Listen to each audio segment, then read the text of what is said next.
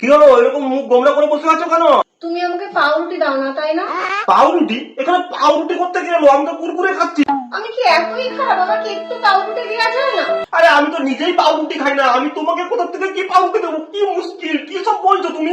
তুমি জানো স্বামী যদি স্ত্রীকে পাউরুটি না দেয় তাহলে সেই সংসার বেশি দিন টেকে না। এ ভগবান, কি মুশকিল! আমি তো জানতাম গোলাপ ফুল, চকলেট এসব না দিলে সম্পর্ক টেকে না, এখন আবার পাউরুটি না দিলেও সম্পর্ক টেকে না।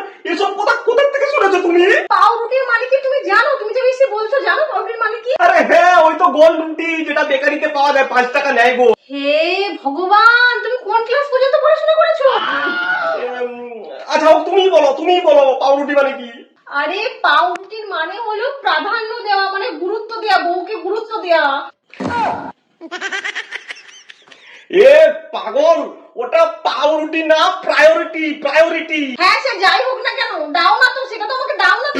এ ভগবান, আমি পাগল হয়ে যাবো, আমি মাথা খারাপ।